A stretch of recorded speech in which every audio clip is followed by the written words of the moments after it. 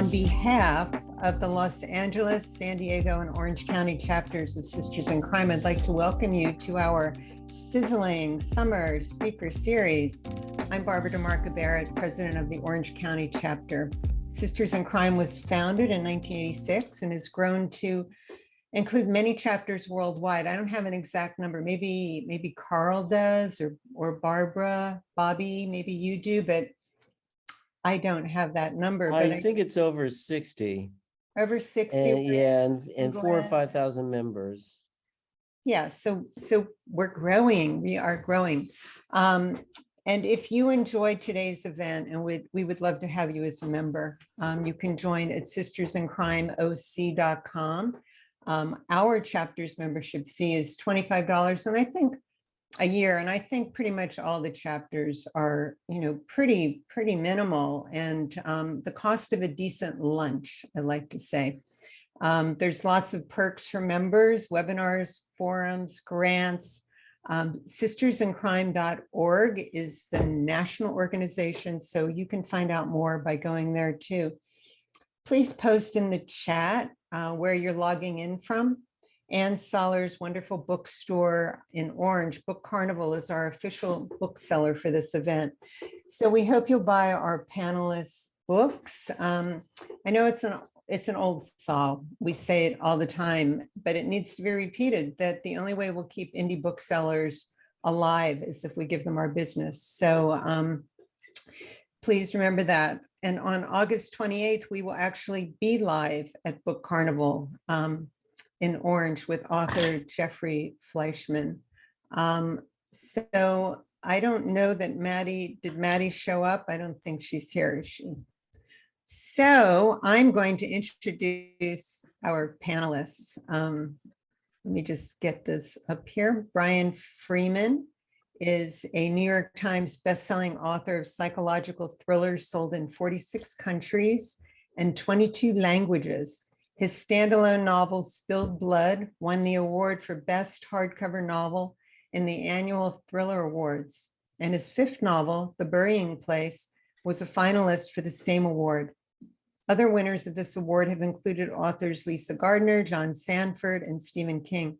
He's the author of 26 novels, including 3 Jason Bourne novels and his latest. So let's welcome Brian. Thanks, everybody. Chris Hauty is a screenwriter based in LA and the author of Deep State and Savage Road. He's worked at all the major movie studios in nearly every genre of film, with credits including Never Back Down and Sniper, Homeland Security. He currently lives in Glendale, California. He's the author of Deep State, Savage Road, Insurrection Day, and his latest, Storm Rising. So let's welcome Chris.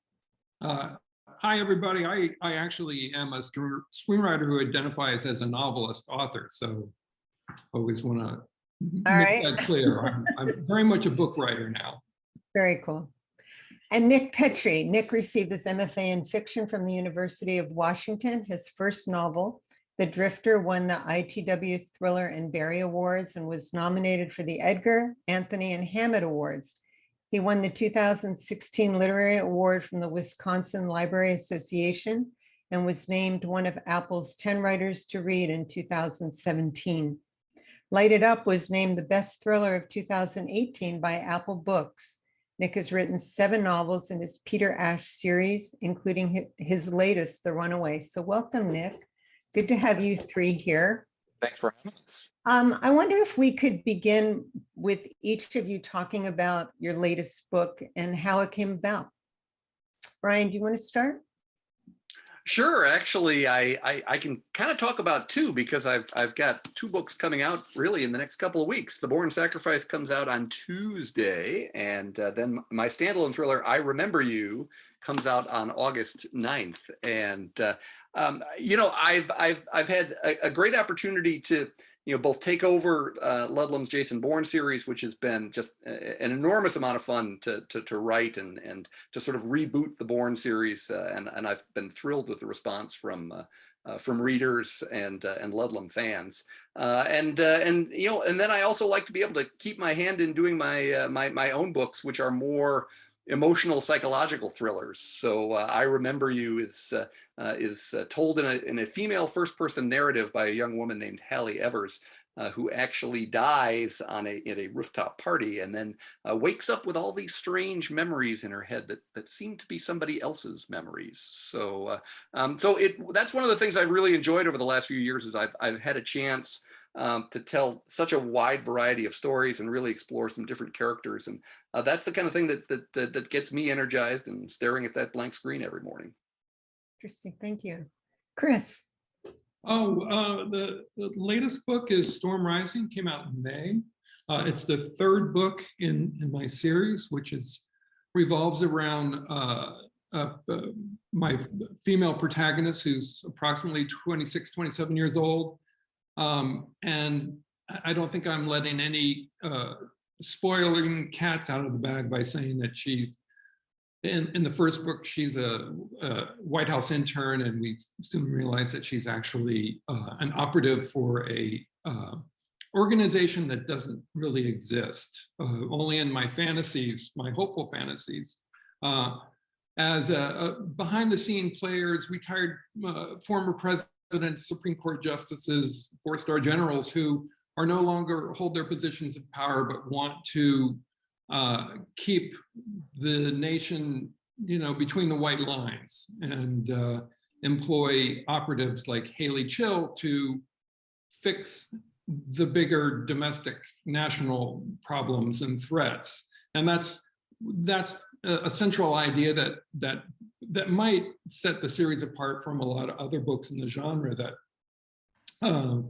they focus on those problems and threats and issues that are within our borders, as opposed to a nuke carrying Islamist terrorist in New York City. And so Storm Rising, I started to think about the book in early 2020, and I don't know about you folks, but 2020 was a hell ride, I think, for our nation. And so I developed that story in the middle of all that happening, and what had begun as a really kind of a fairly speculative examination of an issue that I really thought was a very small issue, which was white supremacy in the US military. Kind of as I was developing and as I was writing, the whole issue of white supremacy in the country was becoming more and more of an issue. And so it was a peculiar book to write in that way. It's very emotional for me and for my protagonists. I think it was important to write. So I'm glad I've gotten it under my belt. The fourth book that I'm working on in the series is decidedly apolitical. So that's where I'm at. Excellent, thank you. How about you, Nick? I write a series. I'm working on the 8th book right now about a guy named Peter Ash, who's a Marine Corps veteran who of Iraq and Afghanistan, who came back from war with post-traumatic stress that made it really difficult for him to live a kind of a normal life. He's claustrophobic, couldn't really be inside, and so but one of the antidotes to post-traumatic stress, and this has been well documented, is essentially the urge for altruism, to help other people. And so that's Peter's mode to both heal himself and to sort of try to find a life that he can live after the most cataclysmic event that most people would ever go through, which is to spend 8 years at war. So the new book is The Runaway, and this one is set in Nebraska. The series, each book takes place in a different setting, and it's there's a young woman who is working nights at a truck stop in the middle of nowhere in Montana, actually, is sort of trapped by her boss into this job. There's a town with only 2 people in it, her and her boss, who also happens to be a sheriff's deputy. So he has a great deal of power over her, and a stranger walks into this gas station in the middle of the night, and she realizes that this is maybe an opportunity to get out. He's kind to her, and nobody in her world is kind to her. And so she follows him out to his truck and says, please take me with you. And he says, where do you want to go? And she says, any place but here. And that's the beginning of her story to sort of try to free herself, first from her boss, and then unfortunately from the stranger that she thought would help her. And my protagonist, Peter Ash, sort of encounters her sort of at the tail end of this, where it looks like her story is going to go even worse than it's gone. And it's a much more kind of intimate and emotional story than I've told before. This one actually got a fair amount of notice. The New York Times very kindly said that I was the successor to Lee Child for the thriller throne, which I was happy to take. Although the protagonist has been compared to Jack Reacher a lot, and I'm flattered by it, but I think of him more as if Jack Reacher had a soul, because Peter is very much concerned with right and wrong and doing the right thing in a way that Reacher is really almost an anti-hero. He is not super concerned with that. So that's what I do. Interesting, thank you. I wonder if all of you could speak to the thriller form in terms of, and I know there's a lot of writers here, if you would talk about what you feel is the single most important aspect of writing a thriller, or important aspects to writing a thriller. Maybe, I'm sure there's not just one. Maybe we can go back, start with Nick and go the other way around. Sure. Well, Monkey in the middle. Yeah. Always second. We'll mix it up. There you go. I'm really interested in character and sort of the emotional aspect of this. And I think one of the things that I try really hard to do is to sort of show the emotional reality of these situations that we put our characters in. And I'm really interested in the gray area, and I'm really interested in the things that are hard. And so, my characters are not supermen and superwomen. They are very real. They're flesh and blood. They get hurt. And I think caring about characters and the predicaments that they're in is the thing that really makes you care about the story. You want to know what happens next because you care about the people in it. So that's, for me, that's the place to start. I don't know, I guess I could go on and on about this for a long time, but maybe somebody else would have, I don't want to take everybody else's stuff, so.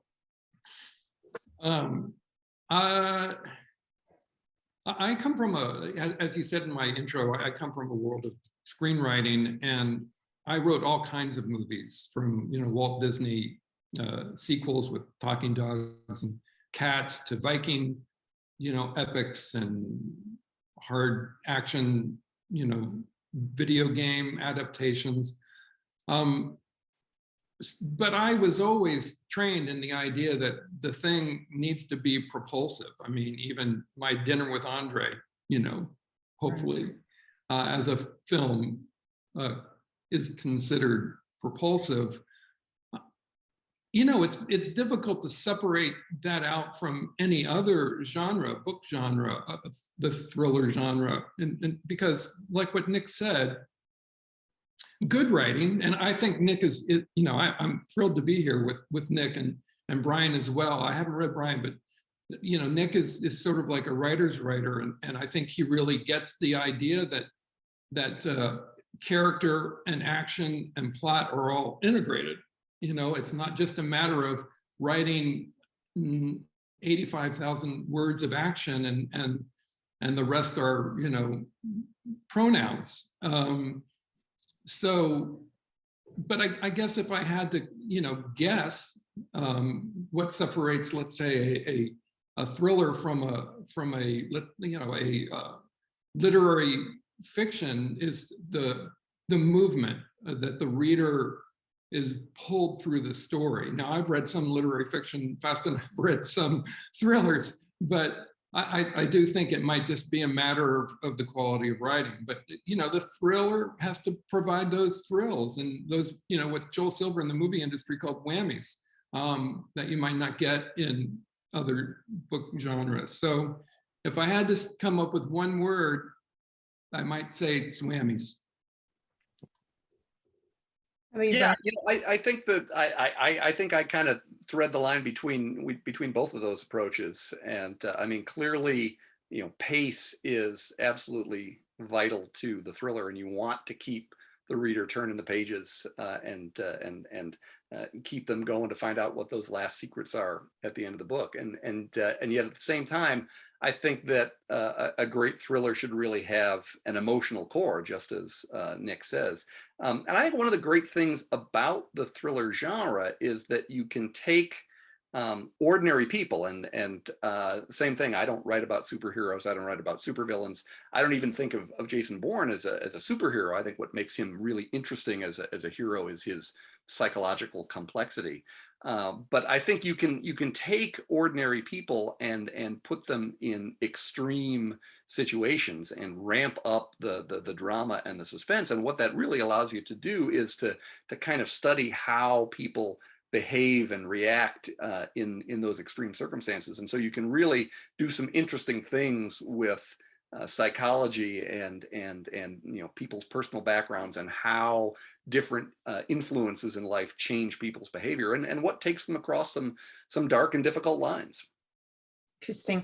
Nick touched on this when he responded to this question, and that is, are you thinking about how your novels need to sit apart from other novels in the thriller genre? Is that something that you all think about when you're writing?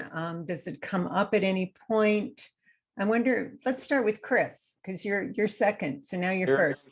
You're number Yeah, one. definitely. Yeah, I think, I mean, that's how I've survived over 3 decades as a screenwriter. I've always, number one business edict is go where the other people ain't. You have to, another truism in Hollywood is different but familiar. So you don't want to go so far off the reservation of the genre that, frankly, the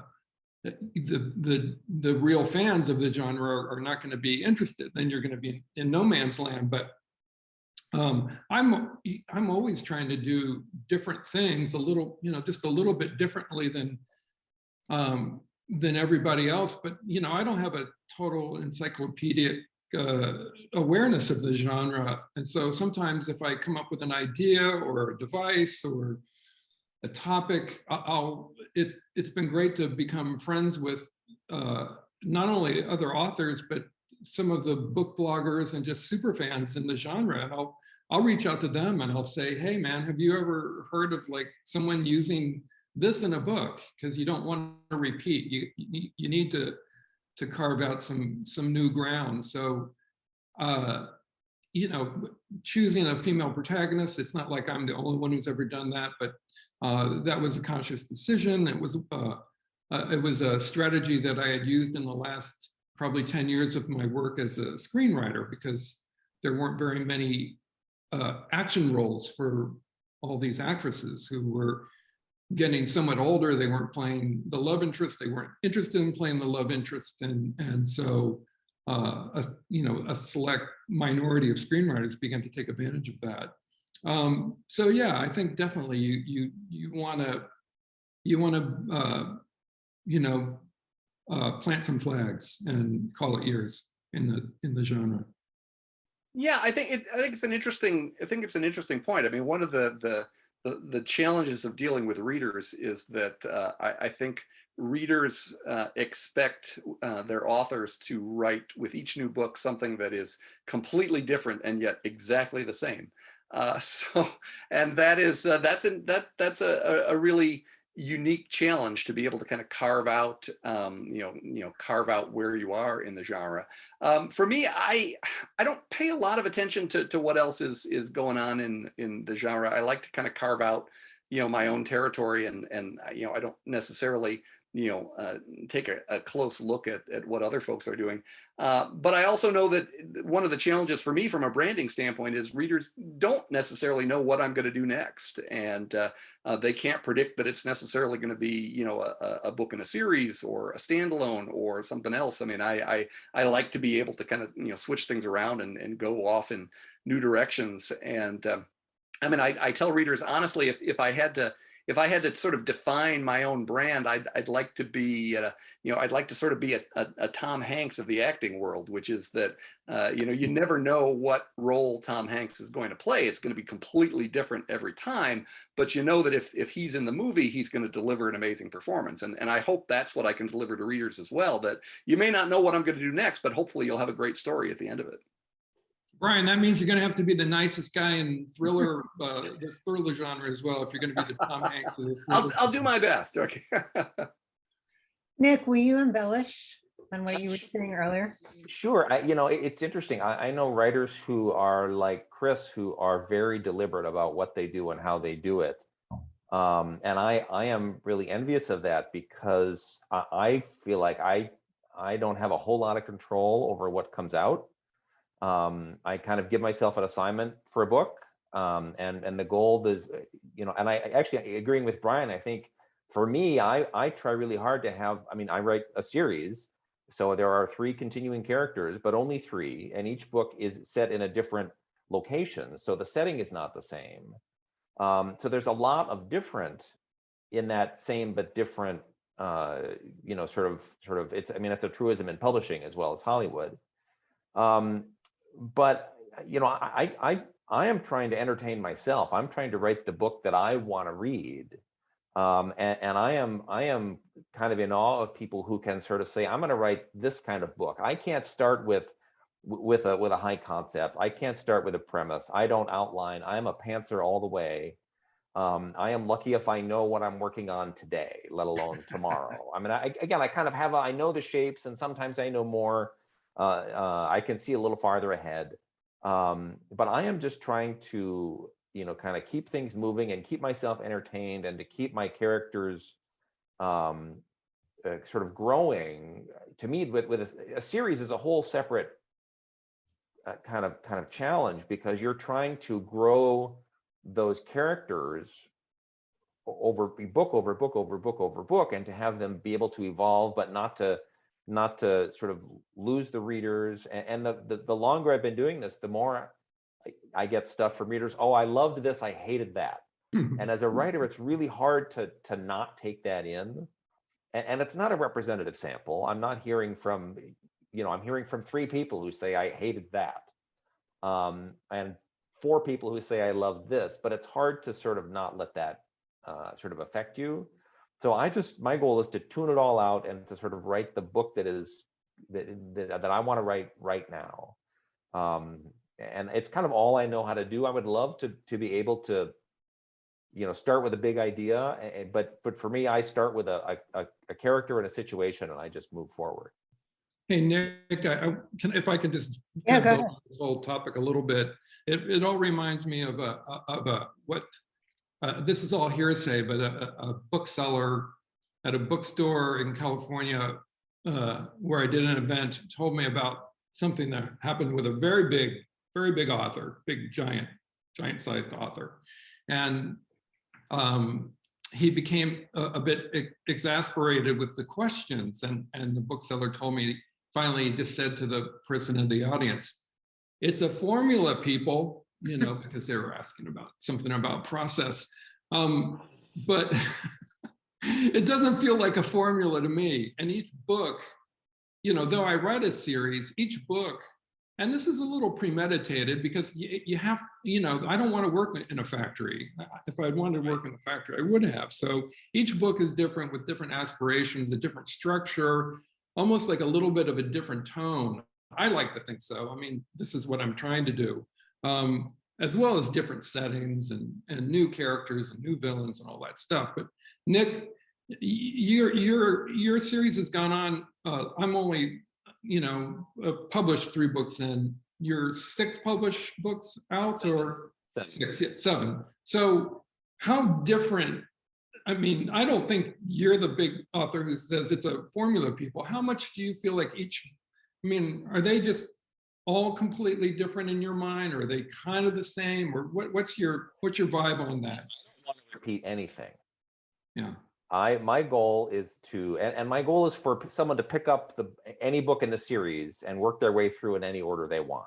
Right. And that's actually the only strategic thing I've done. And it was I didn't, somebody told me to do that. So it wasn't even my idea, but it's just easier for people to access your work if they don't have to start at the beginning and go on. Right. And practically, if you're growing your audience, you want them to be able to pick up the book that's getting the biggest, the most noise right now, which is always your latest. Yeah. Yeah.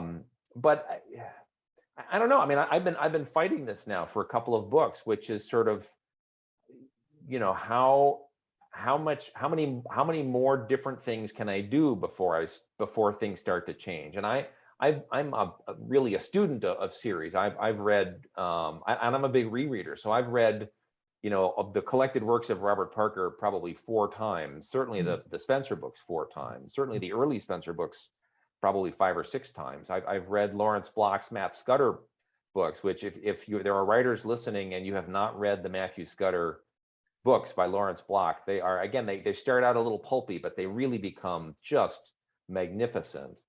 So I'm really interested in how people's the different ways they evolve, right? So like CJ Box, there's a lot of the same in those. Like the setting is the same, the main characters are the same. There's a big sort of semi-repeating cast.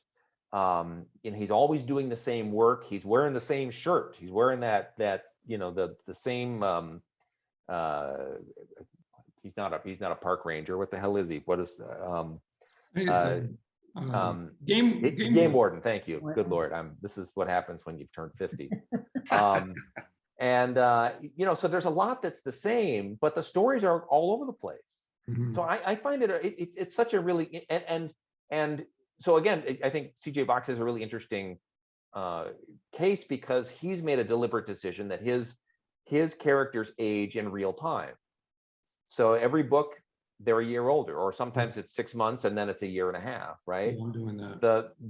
The Matt Scudder books, there's a real arc. He's a blackout drunk ex-cop who slowly becomes sober and then navigates the process of becoming sober and then builds a more real life. And you see that over, I think there are 15 of those books or 16 of those books. And the character evolves, but also kind of does. I mean, I think it's a fascinating thing, and I have no idea how well I'm doing it. I'm making it up as I go along, and I'm one of the things I do when I'm with other writers is say, Cara Black, you are 16 books into this. How do you think about this? Kent Kruger, you're, what is he, 17 books into that? How are you thinking about it? It's a really interesting thing to see and to watch people who you admire and to see how they have done it and how they're still doing it. Yeah. Yeah. I mean, I've got 11 books in my Jonathan Stride series. And I know I did an event with Tom Colgan at Putnam at one point, and we were talking about how you keep series books fresh. And we were saying, it's never plots that kill series. It's that if it's the characters getting flat and stale and not continuing to evolve. So I know when I'm looking at a new Stride novel, the first thing I'm thinking about isn't the plot. I'm looking at where the characters are in their lives and kind of what the next, personal and emotional issues they need to deal with are in the series. And then I start developing, a plot around that will essentially allow the characters to explore that issue and have that come out as a result of the plot. I just want to say that Jonathan Stride is one of the best character names out there. It's like, it's not like Fred Steele, right? It's not, I mean, there are so many, but it's like there's forward motion, right? That is, Right. I think that was a moment of genius. He keeps moving on, exactly, Yeah, step by step. Well, that'd be interesting for all of you to talk about character names. How do you come up with character names that you feel, give you the world of the book, give you the world of the your protagonists or side characters? I mean, talk about names. Brian, why don't you start? Well, well, some names are deliberate. Obviously, you know, a character like Jonathan Stride, that was a very deliberate choice to pick a name that was exemplified who that character was and what his personal character was like. You know, sometimes names come from very odd places, though. One time, my wife and I were going to a library event down in southwestern Minnesota, and we were driving along I-90, and we passed a highway sign where the town of Frost was in one direction and the town of Easton was in the other direction. And I said to Marcia, "Ooh, Frost Easton, that's a good name. I'm going to have to use that." Well, three books now with Frost Easton as the lead character. So There you have it, folks. What about you, Chris? Oh, you know, much like Brian, you know, the protagonist name was one that I wanted to be memorable and interesting and cinematic. For other names, you know, I've found if I sit back and try and come up with a name, it just always sounds terrible to me. So generally, my cheat is to look, and this works especially for international names where you really can like rely on the same, you know, 3 surnames that you know from that country. I go to the rosters, sports team rosters, and take one team, one player's first name and another player's last name, and mix and match that way, and find something that sounds, at least to my ear, authentic. Interesting. And that in friends, you know, you use friends or fellow authors and ex-girlfriends and all those things to populate your books. Yeah, I am always harvesting names. And for me, a character doesn't really take off until I find the right name. And I don't know what makes the name, it's not even better or worse. It just has to have some internal resonance for me. Yeah. That I can imagine the person with that name. But so I have a notes app on my phone. Every time I come across a first name or a last name or a combination that has some, you know, vibration to it, right? That I just write it down, and when I need a name, I'll kind of go through and start looking. But it is, you know, if you're introducing, you know, 20 people in a book, you know, they can't all be sort of iconic, unique. There do have to be some Bobs and Mikes, and but you can do that in a way that makes them unique, right? So there's Mike, but there's also Mikey. Right, so Mikey is that's a personality if you're Mikey, right? As opposed to Mike, which is a little more of a blank page. So I don't know. I think probably way too much about names, but it's also for me one of the fun things. I don't know. It can be kind of crucial, Nick, because I had my son and his girlfriend over for dinner last night, and my son's girlfriend's father has just started reading the series Deep State, and said he's really like, you know, they reported that he's really liking it. The only problem was he didn't like the name for the President Monroe. And I was like, well, wait a minute. It was a president name. It's a real president's name. So yeah, you know, someone's dislike of a book, you might get like a 2-star Amazon just because of the one minor character's name.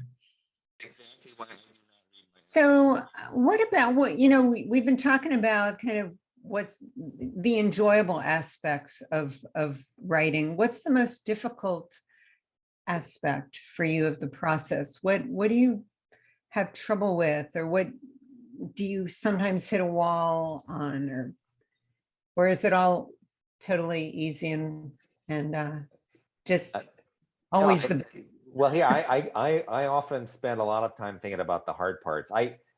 For me, it's important to remind myself that I'm really lucky to get to do this, and that to have people read what I do, and to have my publisher, you know, sending me on book tour, and you know, paying my mortgage and all that stuff.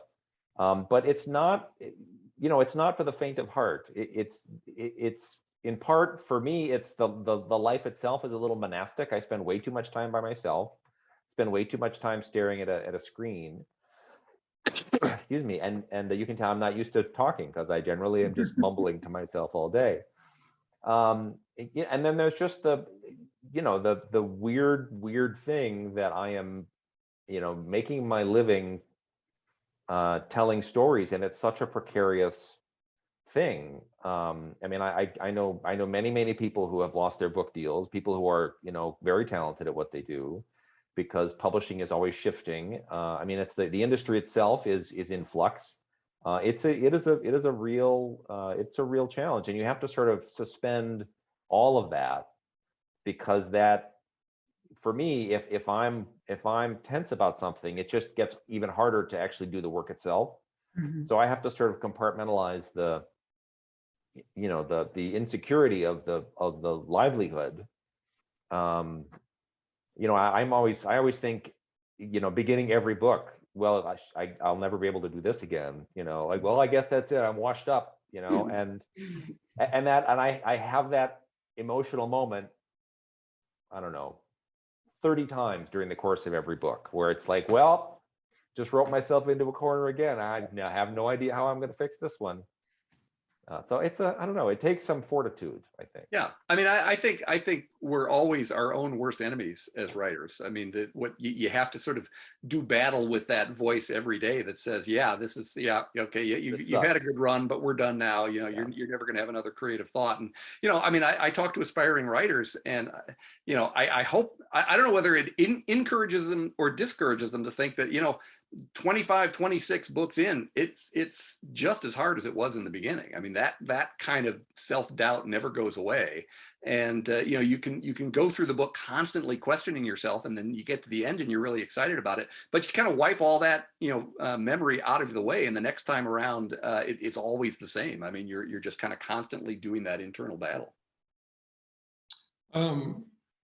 My process is completely, Brian hasn't stated what kind of writer he is, whether he's an outliner or, I think if he's writing 2 books or sometimes 3 books a year, I suspect he might be an outliner, but I'll let him speak up on that. But I'm a with religious fever, outlining every project that I undertake. And I've always done that as a screenwriter. You have to do that. They won't let you write the screenplay until you've showed them, what they're going to get essentially in 10 to 12 pages of a treatment.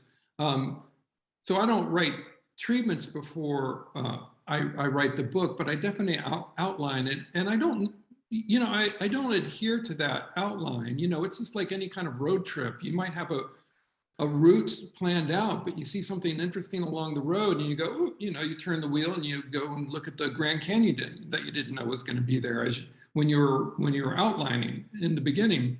So, if I have to break down the process between the 3 big, movements, it's the outlining, it's the drafting, and then it's editing and polishing. And I don't mind outlining. It's kind of painful and laborious. I can sit there in front of the computer, and if I have one brilliant idea, brilliant, of course, but it's a good idea that I feel like, okay, I know a little bit better what this book is going to be about and who this main character is going to be all about, or I've solved some problem. Like, I really know I want to have this thing happen, but why is it happening? It just can't happen because I want it to happen.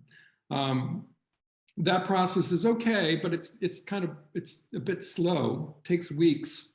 Writing, but once I have my roadmap, the writing is super fun. It's euphoric, and I love writing. It's always fun. I never have a problem if I have that outline. The hard part is not the first read through to polish before you submit to your editor, or the second read through where you're finding lots of crummy writing and stupid ideas and redundant words, like where you use one word in the same sentence twice. That's the bane of my existence. But so that's the worst part, because after a while, it just is not going to seem compelling because you've read it so many times. What do you think, Nick? Would you ever use the word euphoric to describe the writing process? Because I sure as hell would not. Oh, I definitely do. I feel sometimes. Yeah. I have a couple of days where it's there.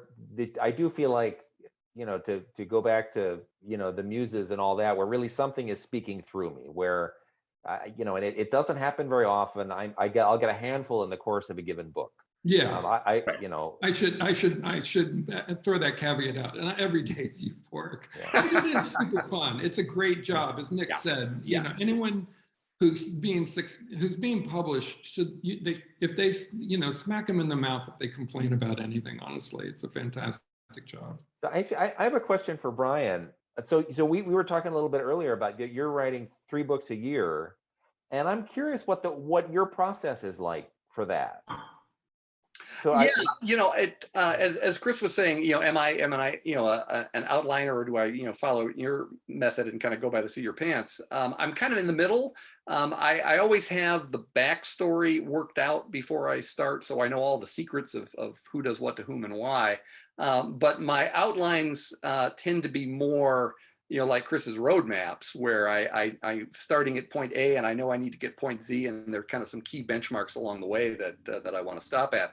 But I've given myself a lot more flexibility in the writing process to really be able to just massage the suspense as I go along and tweak it as I go. So I generally know the secrets of the story, but how I choose to unfold them, that can evolve a lot as I actually put the manuscript together.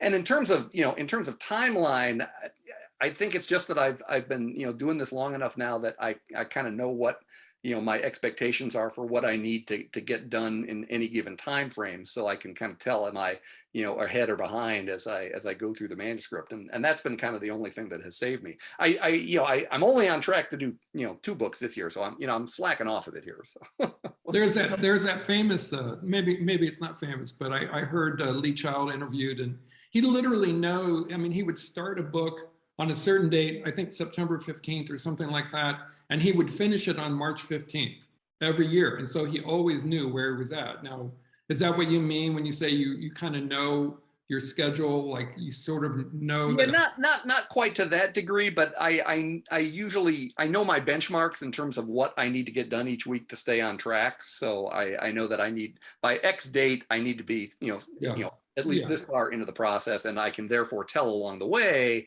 am I falling behind what my goals are for production? So right. So we have a little bit of time left, and if you have any questions for our authors, please put them in the chat, and we'll get to them. I think in kind of winding down, do you have authors and books you turn to that you love, and what do you look for when you're reading a thriller or a mystery, and what will make you put a book down?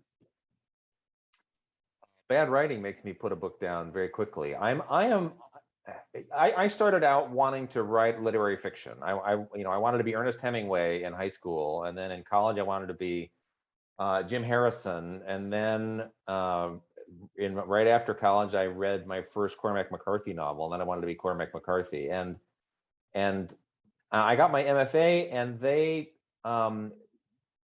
because I wrote stories in which things actually happened, I was sort of an outlier. There were a lot of people who were writing stories that were just about kind of a one emotional moment. It's 15 pages leading up to a one very small emotional moment. And I wrote stories where people did things, and it made me realize what one of my professors said to me, that you write the kind of fiction that people will actually read, and he didn't mean it as a compliment.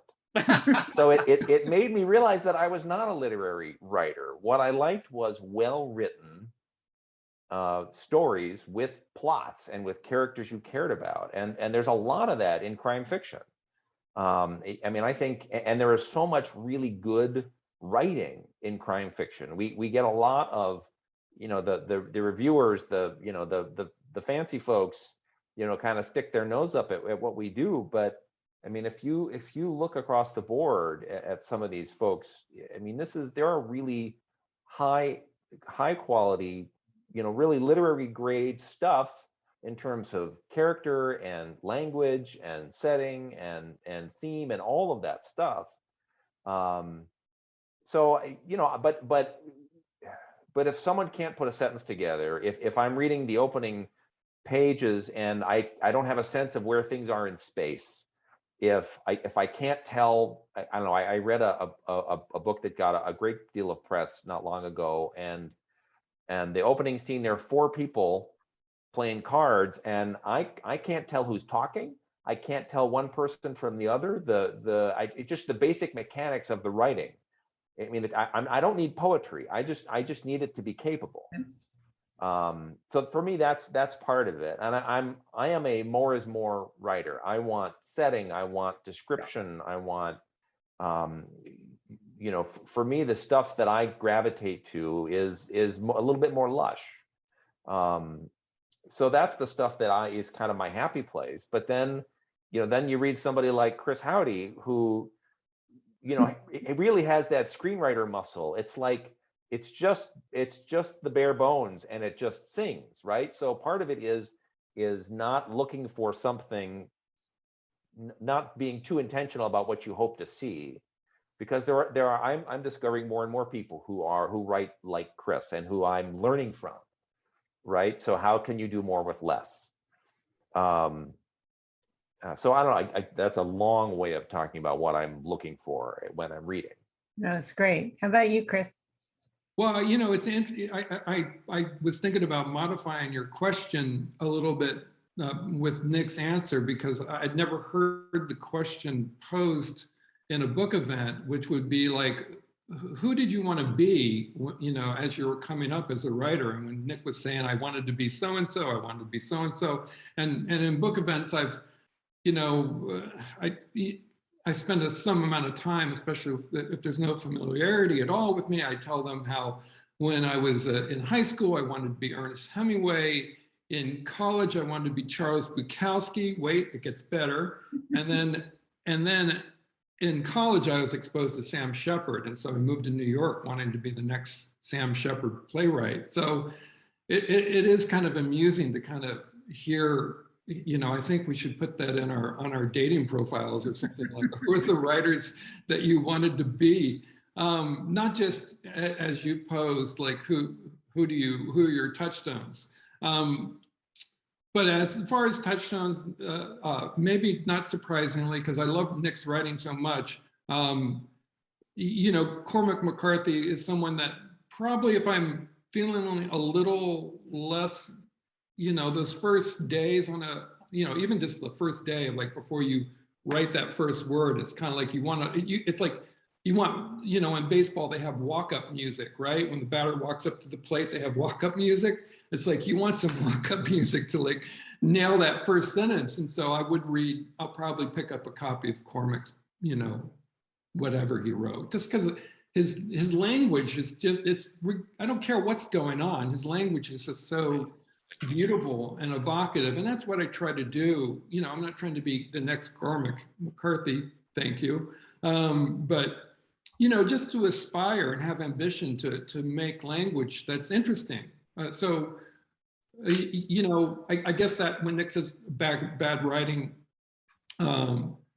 yeah, I mean, if the language, not just sort of failure to you know, hit the right skills and techniques, but also just flat writing, you know, it can be difficult to, you know, for me to read a whole book if the language, a lot of stuff has to be happening, you know, but the language has to really feel writerly for me to go all the way with this author. Now, Brian, you know, I haven't read Brian, but my friend and David Temple, who's up and coming podcaster, you know, he has such a crush, you know, book crush on Brian. It's like the few times we've talked, you know, I'm like, I got to find something to read. And he's like, have you read Brian Freeman? You've got to read Brian Freeman. So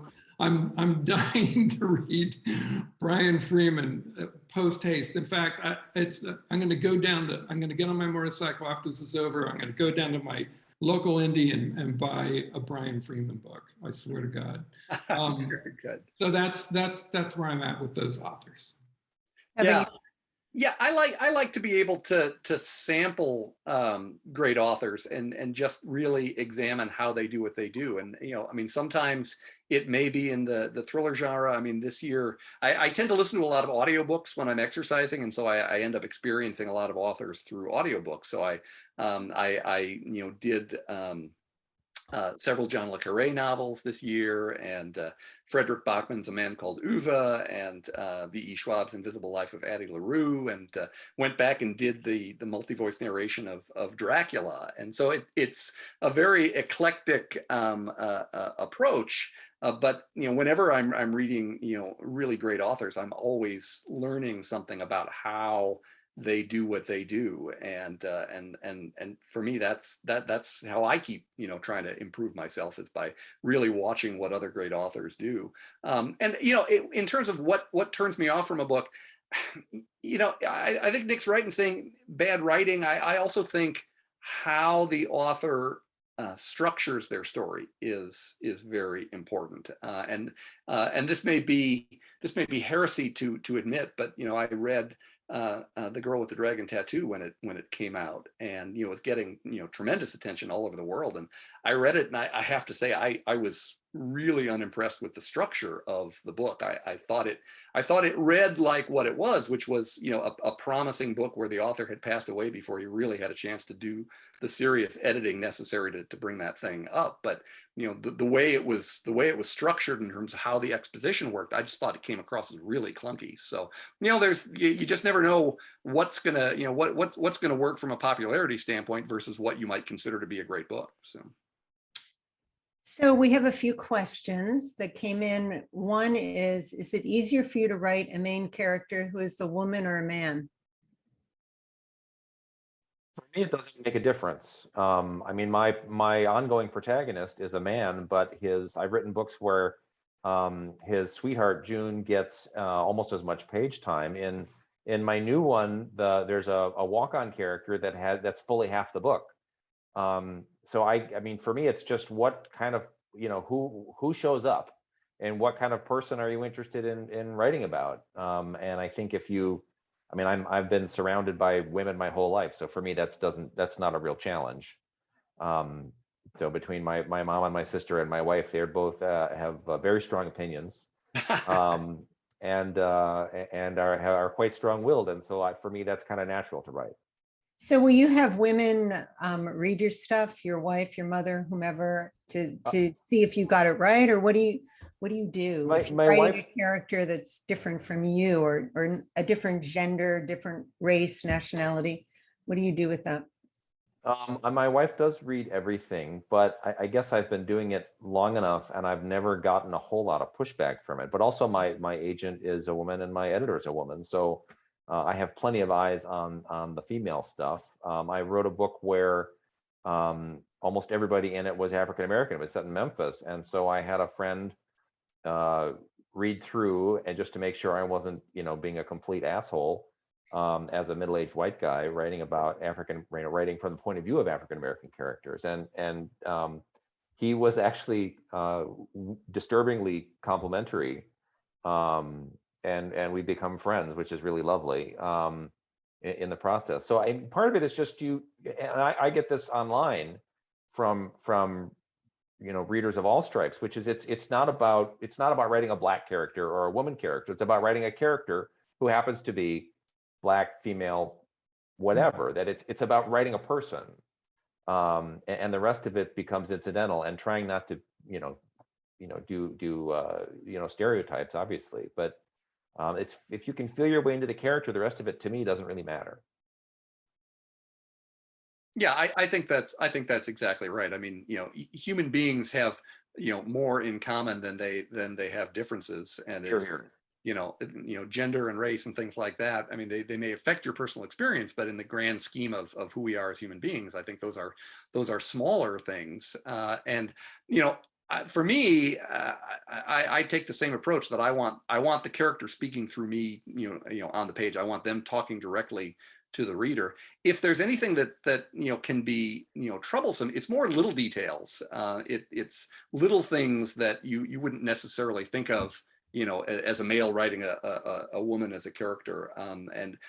So sure, my wife is my first reader, first editor, and she's always right there to catch me if I'm making mistakes about that.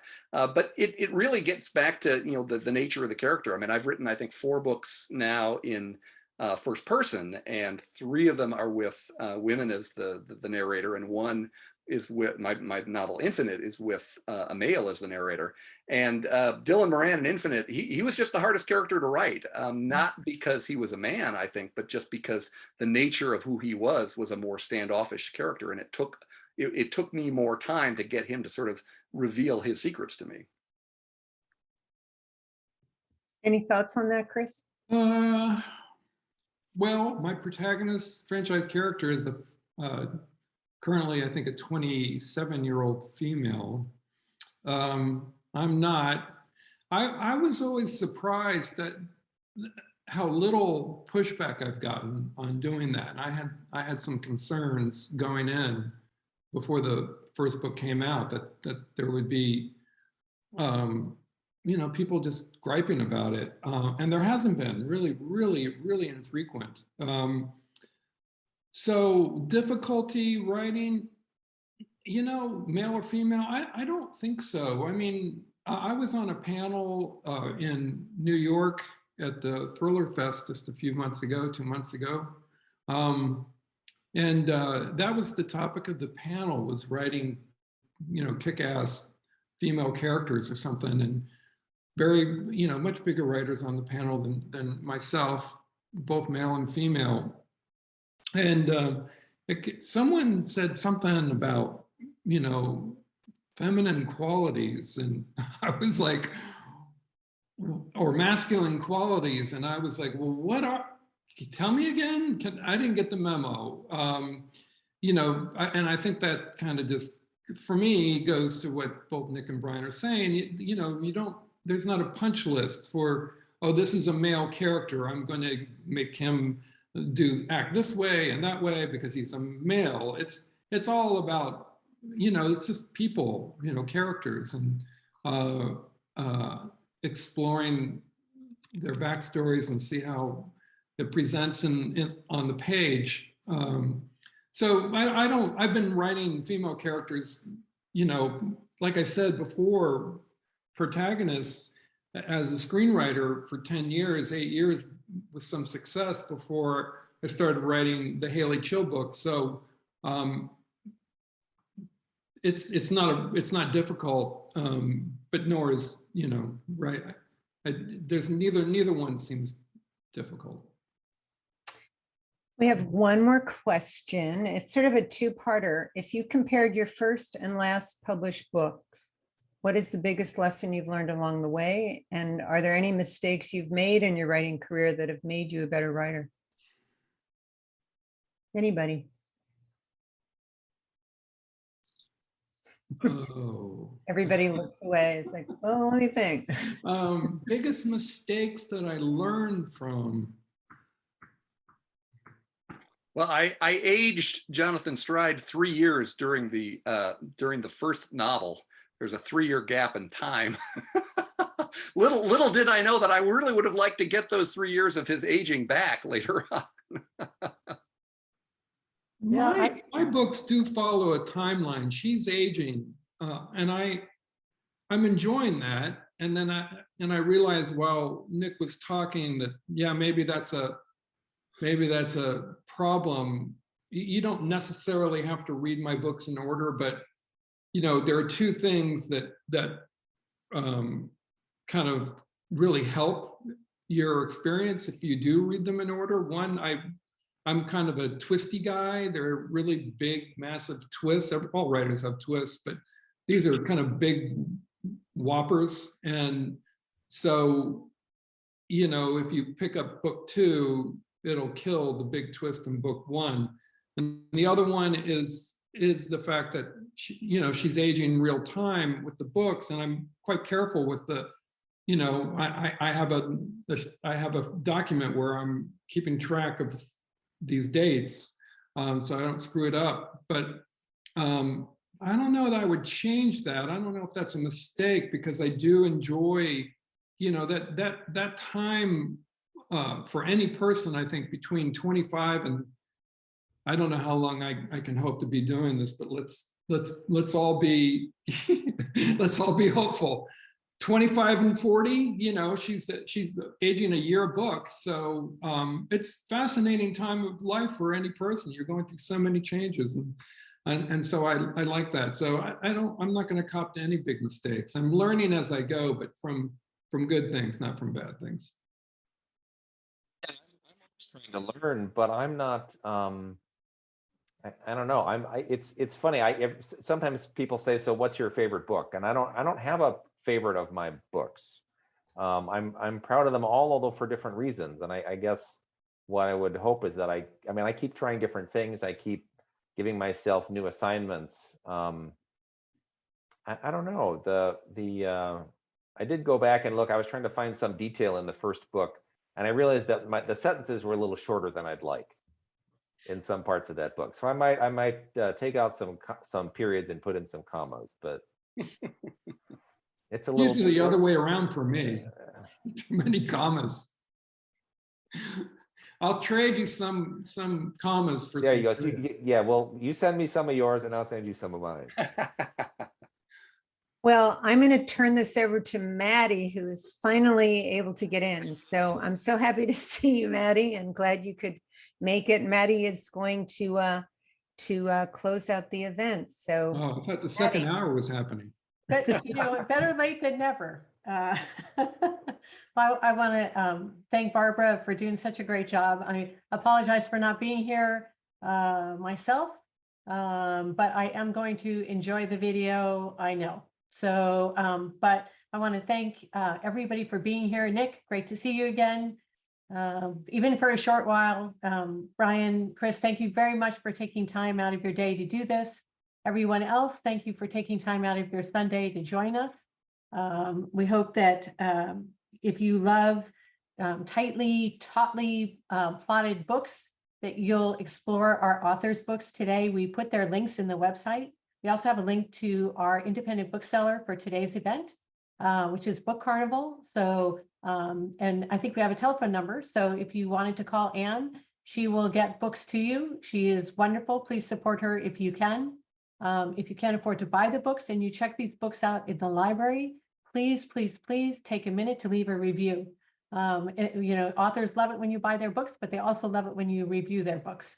So that's greatly appreciated as well. We hope that we will see everyone again on August 7th at our next sizzling, I'm going to say that I practice, sizzling summer speaker series presented by the California chapters of Sisters in Crime. Our next event is going to be sponsored by the LA chapter. They are going to present Assistant Chief Beatrice Grimala, the highest ranking woman in the LAPD, for Inside the LAPD, a journey and an adventure. So that I know that you enjoyed today, but if you'd like to join us again next month, please see details at the Los Angeles chapter of Sisters in Crime. So thank you very much. Appreciate it. Hope that we'll get a chance to see you all soon. Thanks, everybody. Okay. Thanks, everybody. Good Nice to see night. you all. Thanks, Bye. Brian. Thank you. Bye-bye. Bye. Take care.